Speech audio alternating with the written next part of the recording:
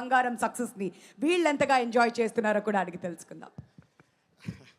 అందరికీ నమస్కారం అండి.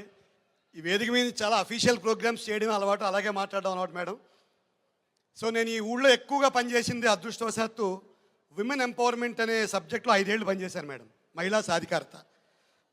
15-16 సంవత్సరాలకే పెళ్ళిళ్ళు అయిపోయి భర్తల్ని పోగొట్టుకుని 2 పిల్లలు 3 పిల్లలు ఉన్నవాళ్ళు ఆ పిల్లల్ని ఇంజనీర్లు డాక్టర్లు చేసి సాహసంతో బతుకుని సార్థకం చేసుకున్న వేలాది మంది మహిళలు నాకు తెలుసు.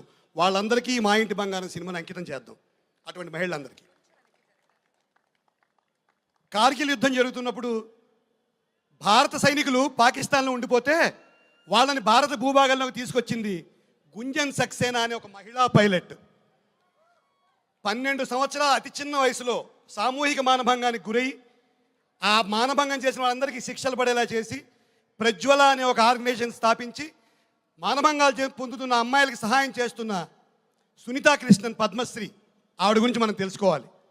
మూడవది, రైలు ప్రమాదంలో కాలు పోగొట్టుకుని హిమాలయంలోని ఎవరెస్ట్ని కృత్రిమమైన కాలుతో ఎక్కిన అరుణిమా సిన్హా, ఆవిడని కూడా ఒకసారి గుర్తు తెచ్చుకుందాం. ఎందుకు చెప్తానో తర్వాత చెప్తాను, 2 నిమిషాలు ముగించేస్తాను. దాదాసాహెబ్ ఫాల్కే అవార్డు అంటే అందరికీ తెలుసు. సినిమాల్లో ఎక్కువగా ప్రగతి సాధించి అద్భుతమైన కాంట్రిబ్యూట్ చేసిన వాళ్ళకి దాదాసాహెబ్ ఫాల్కే అవార్డు ఇస్తాం.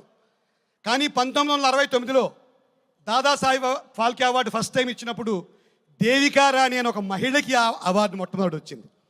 సో ఈ వీర మహిళలందరికీ మా ఇంటి బంగారం సినిమాని అంకితం చేయడానికి నేను సమంత గారి పర్మిషను, రాజు గారి పర్మిషన్ అడుగుతున్నాను. సో మరి ఆ సాహస మహిళలందరికీ ప్రతీకగా మన ముందు 2 కూర్చుని ఉన్నారు, సమంత గారు, నందిని రెడ్డి గారు. ఒక్కసారి గట్టిగా చప్పట్లు కొడదామా? కొంచెం కలెక్టర్గా అడుగుతున్నాను, ప్లీజ్ గట్టిగా కొట్టండి చప్పట్లు. ఇటువంటి సాహసమైన మహిళలకి మనం ఎప్పుడు కూడా చప్పట్లు కొట్టాలి. వెనుకున్న రాజుగారు, వారితో నాకు చాలా పరిచయం తక్కువ సార్. మిమ్మల్ని ఫస్ట్ టైం మొన్న సినిమా గ్యాప్లో చూసినప్పుడు నాకు కంగారు, అంటే ఉద్యోగస్తులం కదమ్మా, ఎట్ట చేస్తున్నాం ఏంటో తెలియదు, భయం. సార్ దగ్గరికి వెళ్ళి బాగా ఆయన పాపం ఆయన హడావిడిలో ఉన్నారు. ఎట్ట చేశాను సార్ అంటున్నాను. I thoroughly enjoyed your performance అన్నారు. That is the biggest compliment of my 7 years of film career sir. Thank you very much sir. So ఎత్ర నార్యంతు పూజ్యంతే తత్ర రమంతి దేవత. ఎక్కడ ఆడవాళ్ళని గౌరవిస్తే అక్కడ సమాజం బాగుంటుంది, చాలా హెల్తీగా ఉంటుంది. కానీ అటువంటి పరిస్థితులు ఇప్పుడు లేవు. కాబట్టి ఒక్కసారి మా ఇంటి బంగారం సినిమా చూసి మగవాళ్ళందరం మరింత బాధ్యతగా ఉందామని ఒకసారి ప్రామిస్ చేయండి, గట్టిగా చప్పట్లు కొట్టి. మగాళ్ళు, అబ్బాయిలు గట్టిగా. సో ఖచ్చితంగా మహిళల పట్ల గౌరవంగా బాధ్యతగా ఉందాం.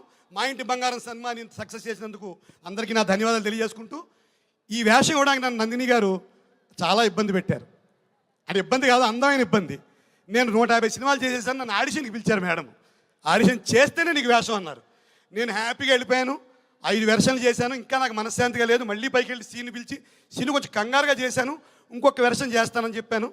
అది ఆ రోజు సాయంత్రం యు ఆర్ సెలెక్టెడ్ అని చెప్పారు. ఏదో సివిల్ సర్వీసెస్ ఫస్ట్ టైం ఇంటర్వ్యూకి వెళ్ళినంత ఆనందం వచ్చేసింది నాకు, seriously. So thank you very much sir. ఈ సక్సెస్ ఇలాగే కొనసాగాలి.